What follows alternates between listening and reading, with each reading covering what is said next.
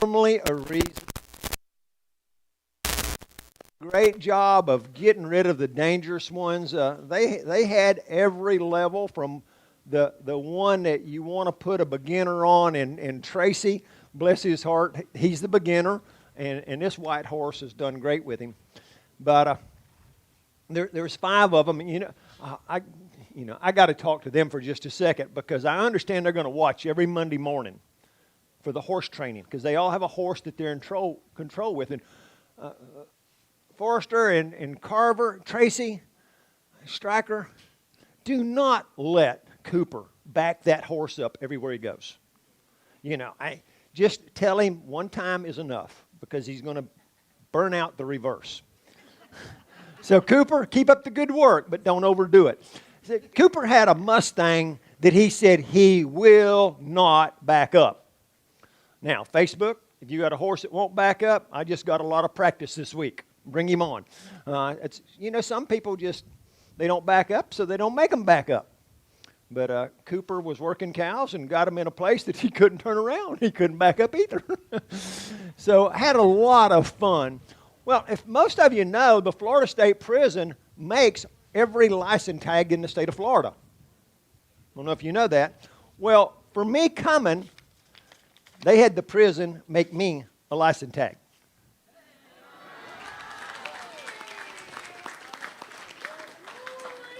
And I'm a little skeptical, because they had it made before they even met me. But they invited me back. But I wanted to show that to everybody, and it will be on my truck by next week.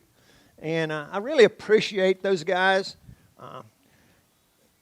And I didn't get much chance to talk one-on-one with them. But here's what little bit I do know. At Rayford, there's all different levels, from community to moderate to confinement to death row. So the guys who get to go work on the ranch, they're not mean people. They just made a mistake. They got caught. Maybe it was trying easy money to sell drugs. Maybe it was being drunk, having a wreck. But here's, one of the guys spoke to me, and he said, a lot of people who come here and talk to us say the only difference between us and them is they got caught and we didn't. It's the only difference. I have not had a drink of alcohol in years and years and years, but I can't tell you how many times I drove drunk when I was younger. And only by the grace of God, I didn't have a wreck and kill somebody. But, I told Kathy, I was only home one night. I'm already contemplating when I'm going back. So it's going to be a lot of fun. We're going to form a relationship, and I'm going to help them with their horses and bring some hope into their life. But one of the things I was preparing for this sermon, and the bulletins are not here. They're running a little bit late. They're coming. But it's about how to have the life we want. What is it? We want to love and be loved. We want respect and be respected. And, I worked on this sermon through the week, and they want freedom. But if they had freedom, they'd still want to love and be loved and respect and be respected. They had a huge amount of respect. I was totally blown away by how good a job that Ray has done with the ranch crew, and I went in there like the new man on the ranch crew.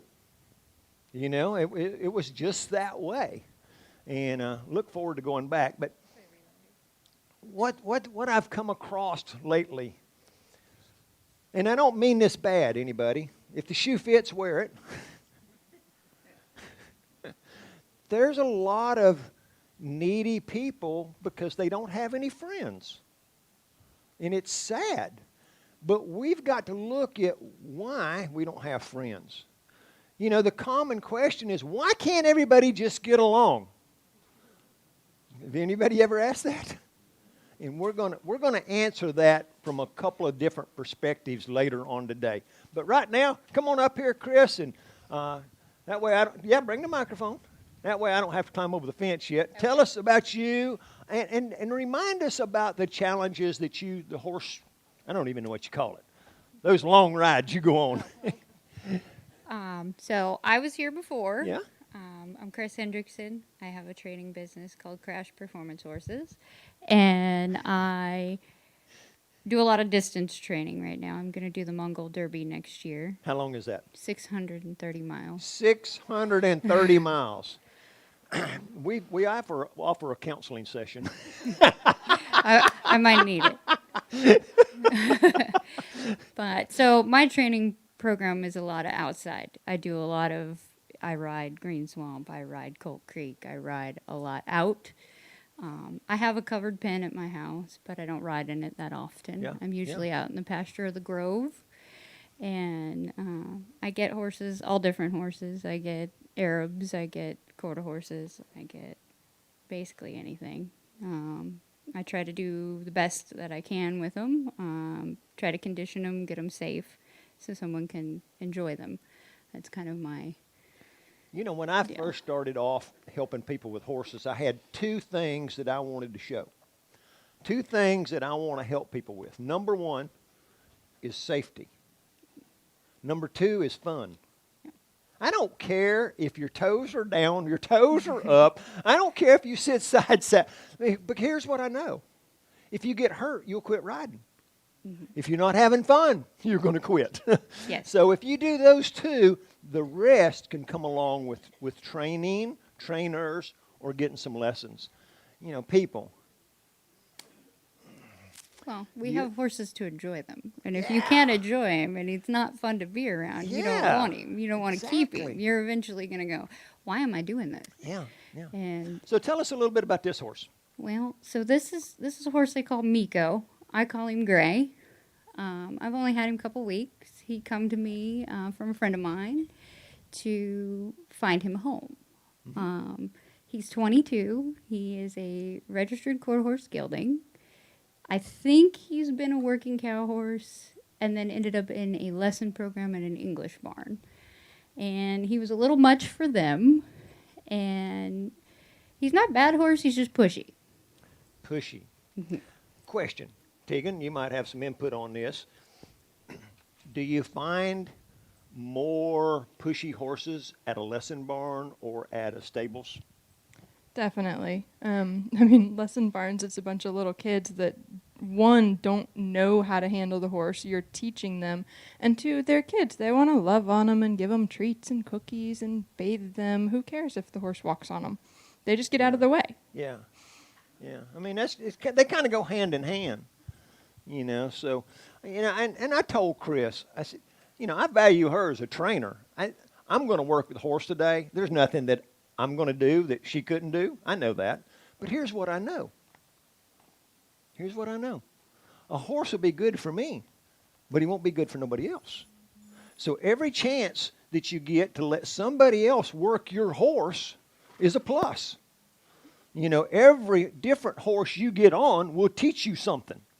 So that's a plus. Rather than this is the horse I like and it's the only one I'm going to ride, is not teaching you very much. For the majority, there's actually these, what's the quote that goes around on Facebook every once in a while? Instead of buying a $10,000 horse, get $10,000 worth of lessons. And then you can ride any horse you want. But people normally just want you to fix the horse without training themselves, and then they take the horse right back to where he was when you got him. Yep. But so I'm going to work with him just to give him a different person, and we're going to see how it goes. He's pushy. Okay. Here's what I found out working with these 5 guys on the ranch up at the prison. They had horses. They had one that was the perfect beginner horse, little bit blind in one eye, but did not care. I mean, this is the horse everybody needs to start on. You do it wrong, this horse didn't care. Might throw his head up or something, but he did it slow and he didn't care. And then there was every different level. There was a Cooper.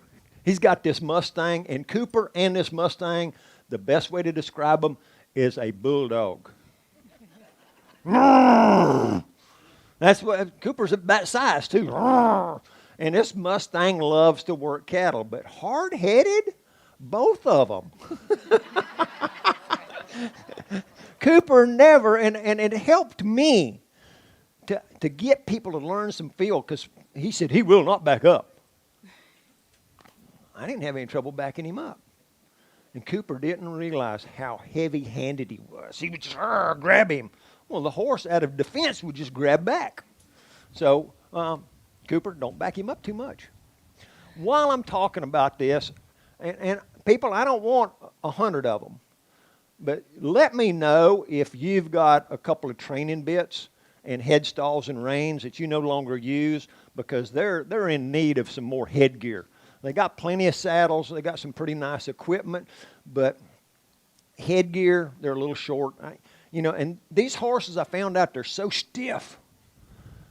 But here's what else I found about it. Not one of them was pushy. Now, why? Oh, in about 5 weeks, Kathy and I are going to do a class on Sunday morning out here about love and respect. And it's going to be a lot more than that, but men demand respect more than women. Women want their horses to come in and be nice and be pushy and step on your feet. Men want their horses, you stand over there. So none of I just caught it. Wow. None of their horses was disrespectful about getting in your lap. So men are different than women. Not wrong, just different. So if y'all want to get out, one of the things that I want to do, mainly because of his age. Let me try to get on this side. I'm going to go ahead and put this on him because he's a little pushy. Mm-hmm. Because I got a deal for it.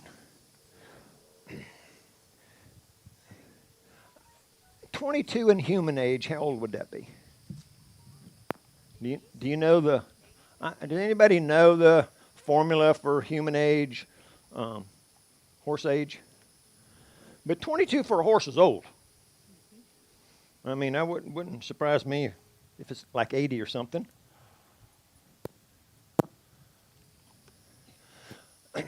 So if you're 80, who is one of the friends that visits you the most? His name is Arthur. Arthritis, exactly. I mean, you understand what I'm talking about. When you're older, I'm full of arthritis. When I work a lot, I pay a lot. I say that my body now is like a credit card. I can use it today and it don't cost me nothing. But tomorrow, I am going to pay a high interest in how my body feels. I mean, after these young guys worked me to death that day, I took 2 doses of NyQuil and slept 13 hours. But because this horse is older and going to have a lot of arthritis, there's a lot of things I don't want him to move around. Oh, we're going to go and we're going to do this and I'm going to make you get out of my space and I'm going to do all of that. I don't want to do that with him because of his age. So all I'm going to do is kind of get him to following my feel. And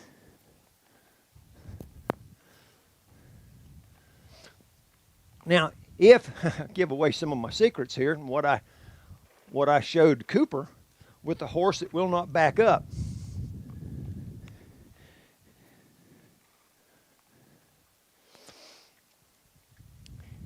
If you're a redneck, we have several of them here. Tell me what happens when you get stuck.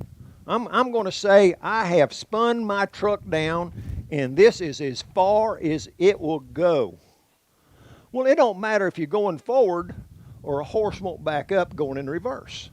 They're stuck right here. Now, I used to say, I'm not stuck until all 4 tires spin and I don't move. You know, you didn't go get a little tractor to come pull me out. I enjoyed, But every redneck knows if you can no longer go forward, you back up and get a running start and hit it again. You back up and get a running start and hit it again. So the same principle works for a horse that will not back up. If he won't back up, he's stuck. So what do? You got to get that running start. So what I do is I bend him around, I yield his hips over a little bit, and then I back him up. Look at there. Now, this horse knows how to back up, so it's no big deal. I'm actually wanting him to bend a little bit more. But you bend them while they're going, you back them up. Now, here's the key thing, and it's why if I have a horse, if your horse won't back up, be glad to help you with it. Call Tegan, Facebook, whatever. Is if you do it from the ground. Because a lot of these horses that won't back up, they're soured in their mouth. In other words, what it means is you've pulled on them so much. Get back. Over there, thank you. That's a little bit of that in-space stuff. Just communication right here.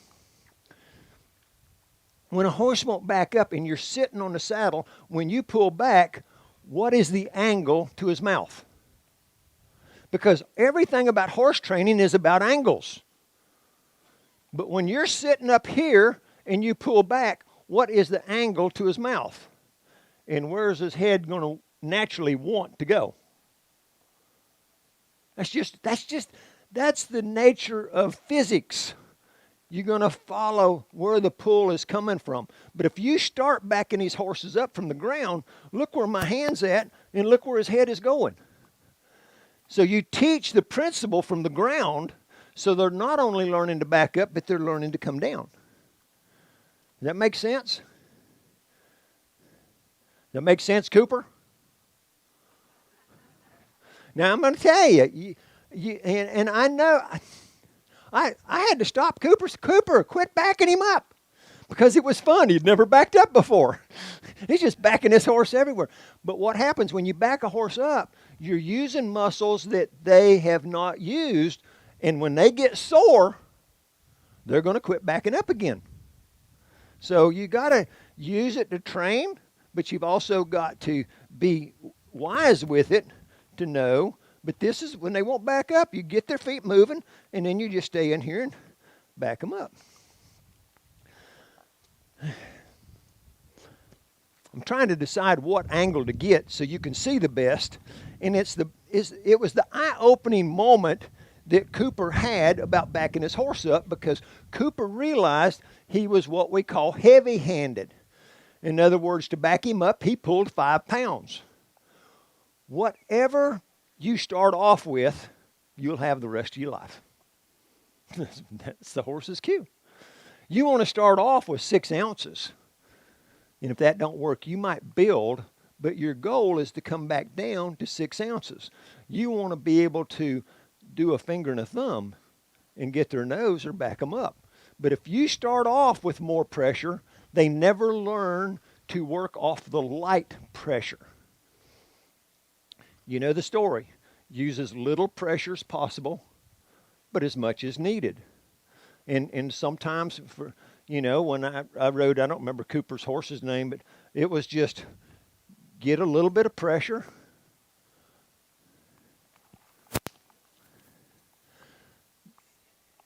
Lean back. Get your pressure and just lean back. It makes their back uncomfortable. And I've had horses in my life that, really wouldn't back up. And if the one that I had that was so bad, if he leaned backwards, I released him. Release the slightest chance, the slightest try, and then build on it. But what so many people in every area of horse training miss, and Cooper had missed it totally, and now he's got it. I love it. I love to see people, their light bulb come on. And before I forget it, it's about Cooper, keep your thumbs up. Because I videoed him, and he would pull back and try to do like this to do the pressure and release. And no, keep your thumbs up, and then it's like this. That's a question, that's the answer. That's a question, that's the answer. Now, I don't know if you can see that, but when that rein is in my hand, I'm asking, I'm releasing. I'm asking, I'm releasing. And a horse that don't know how to back up, well, anything, you need to release on every step. Now, a good trainer, you'll never see him do it. But the horse feels him doing it. So I don't know if it's from this side. Yeah, maybe you can see from under his neck. Let me see what angle I want to get here. So you can, what's the ribbon in his tail for? Pressure release, pressure release, pressure release, pressure release, So pressure the release. tail I put up, and that's just what I do. Keeps them from grabbing things. And with a white horse, I'm trying to get that tail white. Okay. And he's been kicked out for, I don't know, a couple months, so he's pretty gross. But, yeah.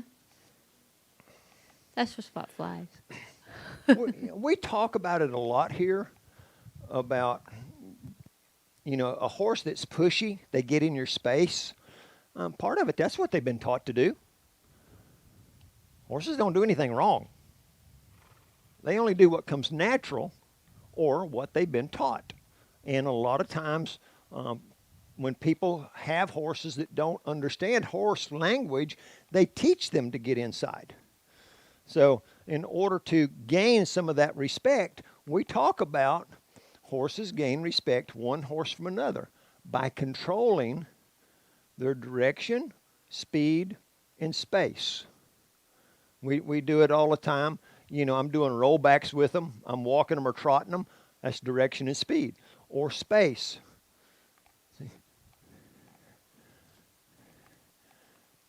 See, and here's what people don't get. And that, it might be my fault because I don't tell you enough. Space is not only you don't come to me. If I come to you, you get out of my way. That's pretty good. You've done a good job in a couple weeks. See, my energy is saying, you get out of my space. That is, and then when you start telling them, we got to tell horses where to get. They don't know.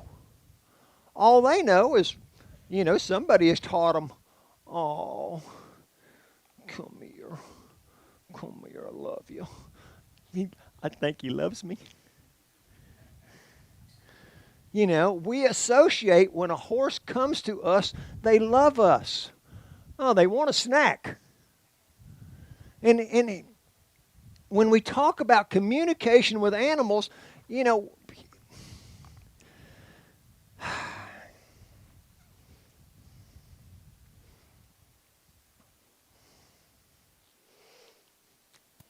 just for the fun of it. Oh, okay, now wait a minute. Remember, there was an extra donut in there somewhere. Just for the fun of it. Remember a couple of weeks ago I talked about I play the game with my grandchildren, and you have to make it a game. And I get them up there close to me, and I say, Abe, Lenny, let's play this game. Whatever you're doing, when you hear Papa whistle, you stop and look. And we play this game. I start off, I don't let them get very far. I whistle, and they stop and look. And I let them get a little further. And pretty soon, they're not even wanting to leave. They're just looking for me to see if I'm going to whistle. But I wait until they get off, and I whistle, and they stop and look. Because they have been yelled at and talked to so much. Well, I'm not going to say they get yelled at all the time. Maybe sometime. But when they're going out into traffic, and you scream stop, if that's where they want to go, they get faster. But if I whistle, they stop and look. Now, I used that training technique for years working cows. Get back. I had catch dogs. If my dog left my horse, I wanted a cow to be bitten. Now, some of you are going to think that's cruel and unusual punishment. You were not in the herd of cows I was in. These cows were wild, and you could not get them in the pen. If they run off, I wanted my dogs to go bring them back.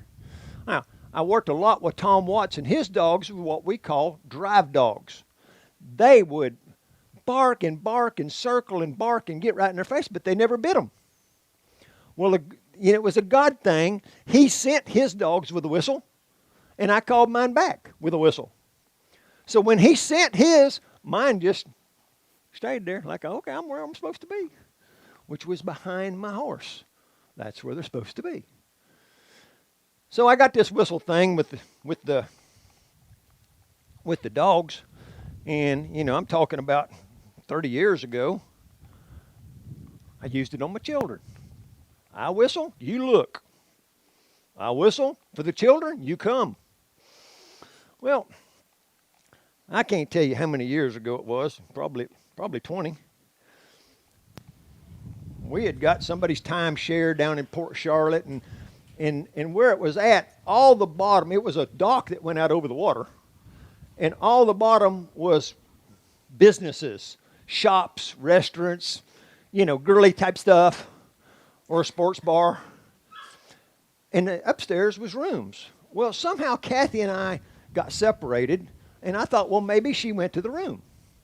So when you're on the hallway going to the room, you can look down in the other building, or not, you know what I'm talking about, the stores. And my wife's got her microphone. She's ready. And I saw Kathy. I mean, she was from here to that building away from us. And I saw her walk out of one store, go into another, and I whistled at her. And she came. Fast. And I said, I'm not a dog, and don't you ever treat me like a dog.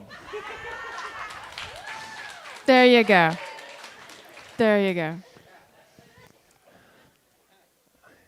You're laughing now. This story ain't over. No person wants to be treated like a dog. People, no dog wants to be treated like a person. God did not create them that way. You might think, oh, yes, he does. No, he don't. Now, I've seen some cute things, but we think different than the animals do. And I forgot totally where I was going with this story. That's what happens. You're trying to tell stories on me.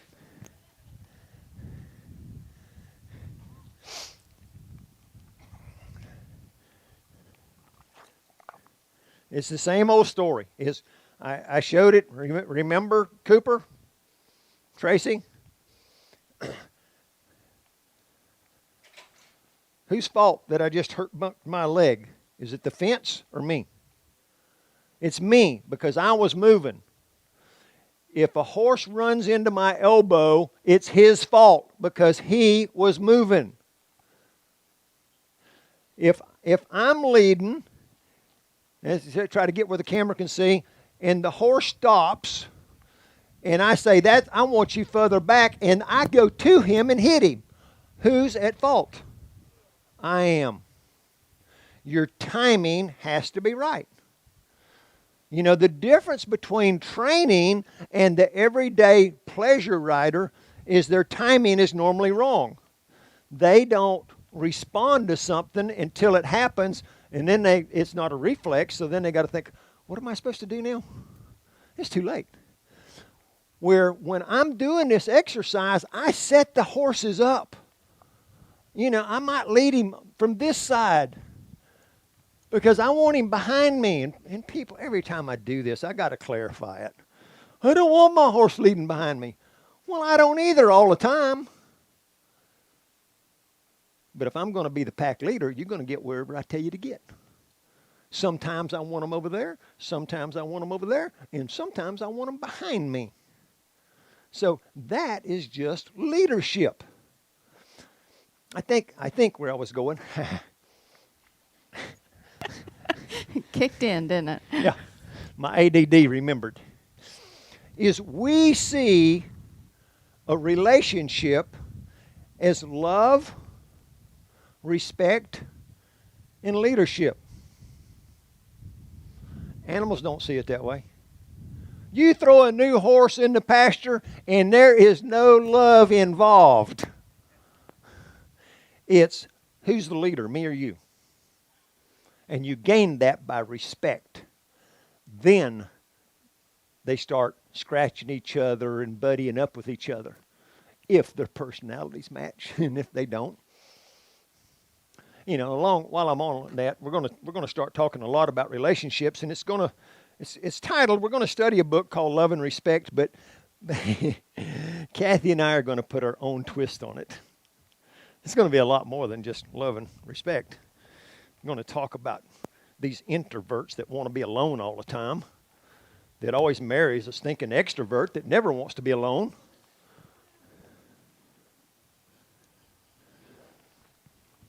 But if your horse is crowdy, pushy, wants to be on you, one of the best things you can do, and I promise you, you've already done too much training on this one. Most of them, you go to push him away, and they go, what? Tracy's horse, the white one up there, you go to push that one away, it's like, I'm blind in that eye, don't mess with me. Because he don't care. So you got to be careful what you do with each horse. You got to read their energy in what they're doing. But most of these horses,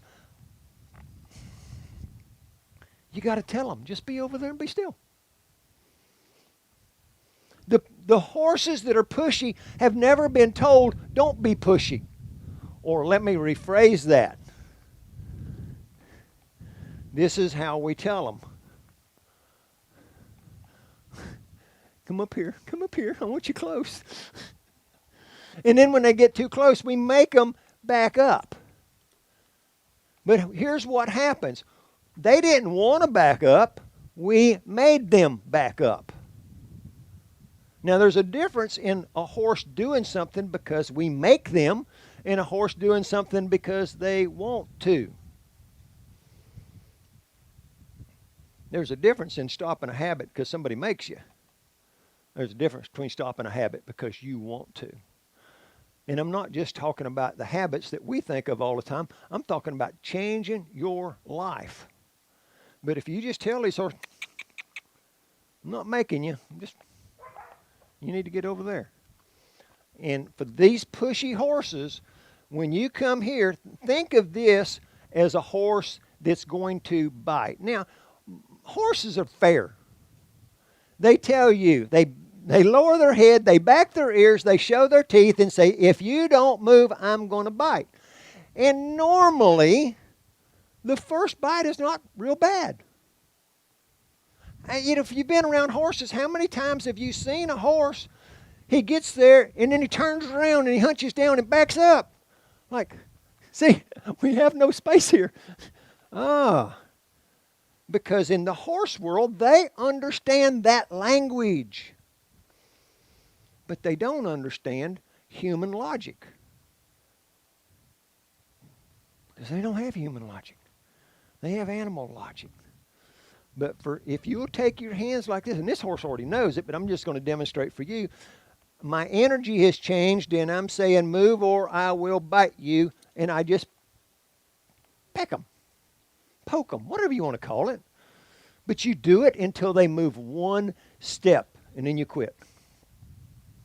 And that's huge, and that's what I've been trying to tell the guys up there on the ranch. When you train, just train one step. Now, I got to tell you how I learned that. I was working at a livestock market, and you got to go get these calves, cows, whatever it is, from a pen and take them to the sale ring, and that was my job. I started taking horses over there, and I wanted to be able to open the gate from the horse. Well, this particular horse, I was young and dumb. And when I said move over, I meant move over now. I mean, I wanted you to do it now. And the first time I moved over, he mashed my leg on that fence, and I couldn't get him off of it. And then I learned to just learn how to move them a half a step. Because here's what it is. You ask, you release. You ask, release, ask, release. And they just keep on moving over as far as you want to go. But we got to understand what's in it for the horse. The release. So when you get these horses, you can ask. But I didn't just stay there. Ask.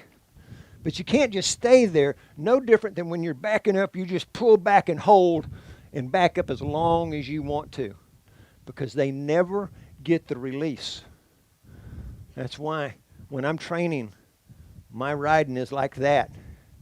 So ask, release, ask, release, ask, release, ask, release. When I'm backing a horse up, I release every step. Now, my better horses, it depends on how you train them. You eventually train them. I can just put a little bit of pressure and then cluck, and they back up faster. Because all of my groundwork, the only English word I use is, ain't a word, is it? But that means go or go faster. So whatever you're doing, if you want them to go faster, you cluck. And I would actually, for my team roping horses, if I put them in reverse, I wanted my hand to be like your automatic transmission. How far do you have to go from reverse, neutral to drive? Well, that's the same way I wanted my hand. Forward and reverse is that close. But when I put my team roping horses in reverse and I kicked them, what happens when you put your car in reverse and mash the gas? You go in reverse faster. So that's how you get horses to back up faster. It's not by pulling harder. It don't help when you jam it in reverse more and more. It don't go in reverse faster. It just makes it a broken transmission. But if you learn these little subtleties of what's in it for the horse, how can we better communicate so that the horse understands? My son says we need to be 1% smarter than the animal we're working. If you're more than that, it helps, but you've got to be 1% or you lose the battle. And that's what's happened so many times. We don't have that 1% because we don't understand animals. We try to use human logic in an animal world, and it does not work. And we try to use human logic in a spiritual world, and that doesn't work either. That's saying we're as smart as God is. So we've got to look for a better way. We've got to learn a better way, and we've got to apply a better way.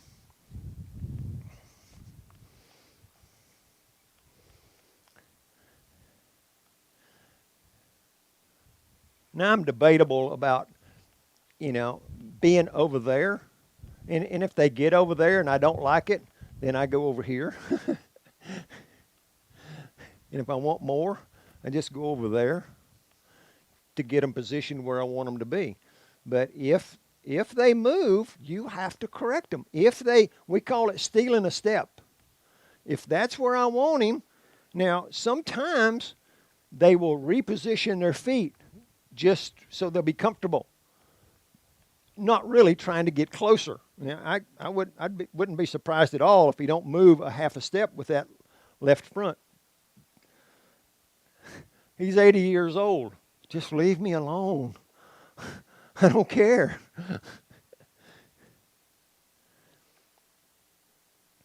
But, you've done a good job. I just think we're short of horses to use for Cowboy-up Ministry, and she just volunteered. Hey, I got one in training. I'll bring him for you.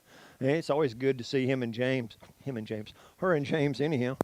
But when we get back into the story of today's message, why can't people just be nice? Why can't horses just be nice? Well, they don't do anything wrong. They only do what comes natural or what they've been taught. What about people?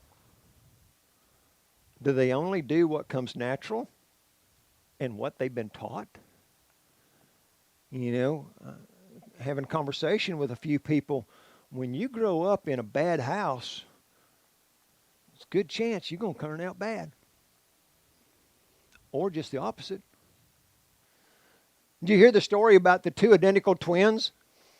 That their father was an alcoholic, and one of the twins become an alcoholic, and one of them never drank. And they asked the alcoholic, says, why do you drink? He said, my father drank. And they asked the other one, says, why do you drink? He said, why do you not drink? He says, because my father drank. You see, we can't blame our past on what happened to us. We learn from it and we move forward. But we got to find out, why can't people just be nice? Why can't we have friends And I want to read a few things about what God has to say about those two topics. Hope I didn't need that one.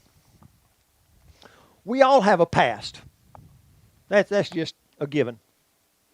What are we going to do with the past is up to us.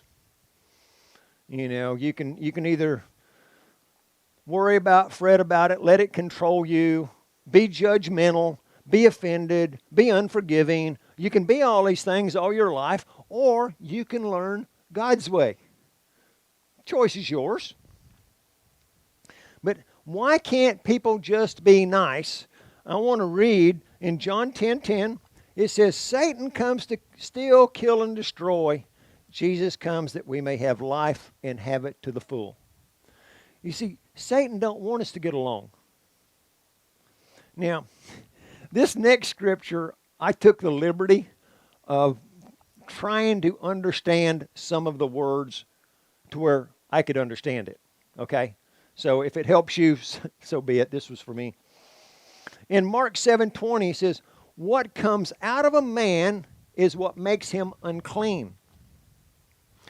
From within a man's heart comes evil thoughts. Now, evil thoughts can be anything that's ungodly or unholy. But it comes from within.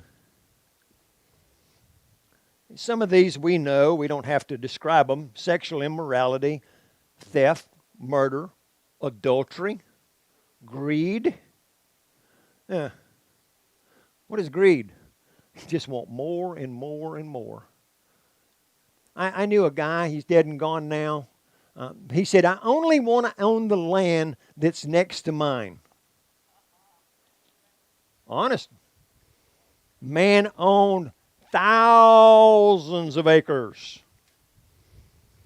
As soon as he bought a piece of land, then he wanted to buy the land that joined that. Just more and more and more. And it came out a sad story, let me tell you, with his children. Malice. Kind of ill-willed, hateful. I know some people like that. They're just bitter. You know any bitter, negative people? And I'm going to tell you, people. If you remember a while back, Kathy told a story about the personality test I took. She had to help me take it because I didn't know what them big words meant. But I got a 27 computer page readout about my personality. Talk about overkill. And we were leaving to go to Daytona for vacation, and I pouted for 3 days. Full days. And this ain't that funny. 3 full days. It's funny now. It was not funny It's then. not funny then. Why did I pout? Because I didn't know how I affected other people. I didn't know what they saw in me. And I vowed to change. Now let me tell you, if you're one of those people that says, I am who I am, like it or not, you're an immature, selfish pig. Nothing godly about that. Because God came to change, to seek and save the lost. When we get that attitude, we're going the wrong direction and we're on the wrong road, and it's selfish. That you don't care what somebody else... Yeah, I had another go on it. Tyler's ready to mute me. Now, we better get going. I'm running it. Deceit. The act of causing someone to accept as truth or valid what is false and invalid. God. People, when you're buying a horse, they now have drugs that they can give a horse to make him child-proof safety for 60 days. And you won't know it. And when he comes off of that drug, he is a bad horse. That's all I'm going to say.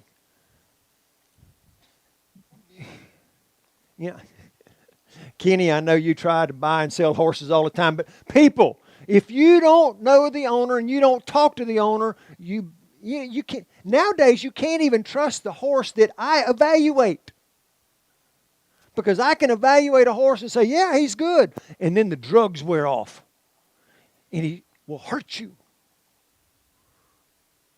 So you got to be careful. You got to ask the right questions. There's too many people that you can meet and you go to their house and say, and Kenny will do it. He just finds somebody that, hey, I want to sell my horse. You go buy it from the owner. And here's what I found out. And this happens in me all the time. It don't matter. It don't matter if we're at a restaurant or we're at the doctor's office or we're buying a horse. I'm not smart enough to ask the right questions. So therefore, they don't volunteer. They didn't actually want to volunteer. Yeah, this is the horse that broke the guy off and broke the pelvic. He showed me. He's got 6 screws in him, in his hips. They weren't going to volunteer until I asked them. I didn't ride that one. Just saying.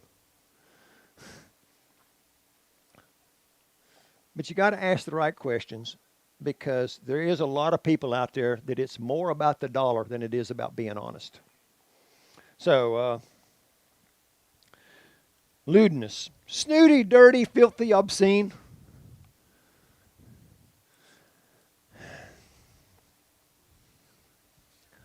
There's I like to watch golf, and one of the golfers last week on day 3 when he got done, he was 6 strokes ahead to win $1.3 million.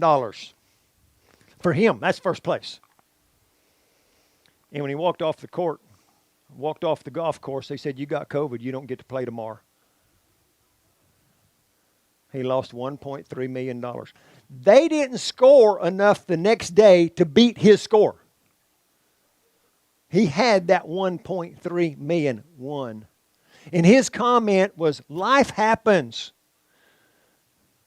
But how we respond to it dictates who we are on the inside. He won a lot of admiration from me. Now there's another golfer that he wants to use all kind of nasty words and use an F in front of Christ. I have no respect for that guy. You see, our mouth. Oh. I got to jump down there while we're talking about it. Matthew 15:18 says, the things that come out of the mouth come from the heart. Dang. The words we speak come from inside. That's why we're talking all the time. It's not about trying harder to be good, because we're trying on the outside. And God wants to change us on the inside. He wants our heart to be clean. He wants our heart to be pure. When we fill our heart with good, good will come out. I remember years ago when I drove semis, and, it was the big semi CB talk, and I would come home talking CB language. Because you're going to be like those that you're around. It rubs off on you. And man, when that rubs off on you, you better go over here and dig in the Word and have a prayer life while that's rubbing off on you, that it don't stick. Envy. Oh, I don't have envy. I just want what others have.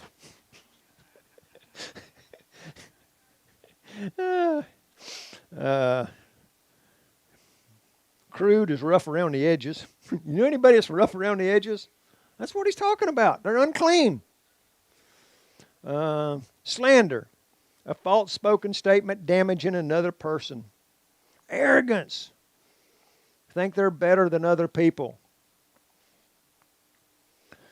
I'm not going to get into it, but I will tell you, because somebody mentioned about do not judge. Do not judge means do not think you're better than they are. It does not judge, I don't think I'm going to pick you up and give you a ride. I got to judge. Are you safe to be around or not? Because I just came from Rayford. Rayford is where they have Sparky. the electric chair. They have a death row with about 300 people on. There is some people that are evil because of Satan and because of what was in their heart, how they were raised. They were raised to be evil. Lack of good sense, foolishness.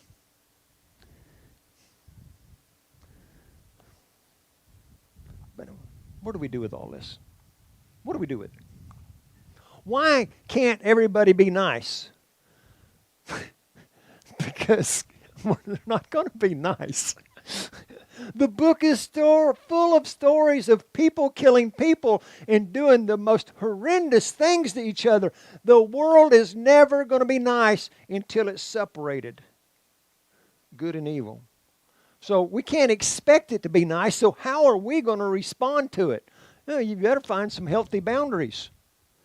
And you know, we're always wanting to save the unlost, but, you know, it's kind of like, you know, Jesus, he went and talked with a prostitute, but he didn't go to bed with her.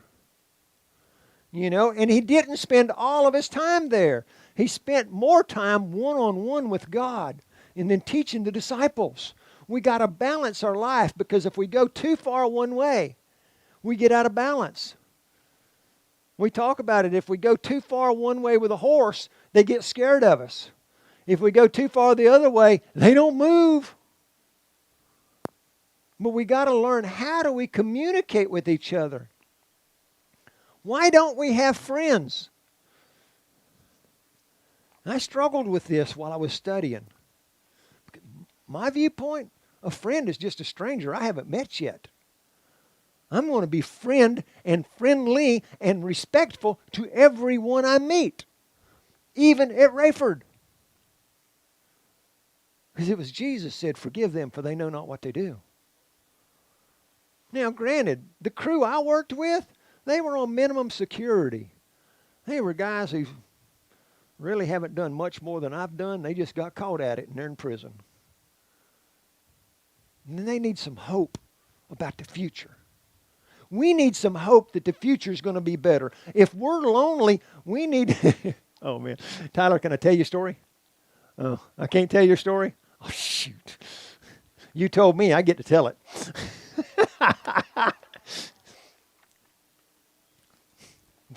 I'll use me and Kathy. Nah, I won't. It works better. We'll say this person, I'm lonely. I'm all alone at home with my dogs. Like, if your dogs aren't your companionship, why have you got them anyhow? That's my first statement. I don't have dogs because I don't want to take the time when I go off to do something with them. And recognize his first statement is usually unfiltered. Just, yeah, unfiltered. Filter the next one. Kathy would say, Me? I would love to be at home alone. But you see, we have different personalities. And what one person needs, the other one doesn't. But when you need more time, you know, like, man, I cannot understand. I'm lonely. If you're lonely, go visit a friend. Go volunteer at a shelter. Go volunteer at the hospital. To be lonely, I don't understand. To be tired? Oh, yeah. But you see, what happens, we can't get friends. And here's the key that Tyler actually shared with me this morning while we're having breakfast. One of the reasons we have trouble making friends is every time we talk, they're negative. Who likes to be around negative people? And you wonder why you don't have friends. Of course, I could add to that, some people don't want to be your friend because you never take advice. That would be Kathy's statement. That would be me, unfiltered. Yep. But we got to understand why we don't have friends. What is there about us that they don't want to be around? We got to get out of this mindset, this is who I am, like me or not. Because the bottom line bottom line is, when people talk to me about their problems, chances are, sooner or later, I'm going to ask them, tell me about your relationship with Jesus. And they kind of go blank. Because without the relationship with Jesus, our world doesn't function the way Jesus wanted us to function. In fact, I think that's called evil, isn't it, JP? Evil is not functioning the way you were designed to function. That's evil. We were designed to be one with God. And when we don't have that, our relationships are going to suffer. When I'm on my best game, when I'm on my A game, when something goes wrong, the first thing I evaluate is my relationship. Lord, talk to me. What's my part of this? And what do you want me to do?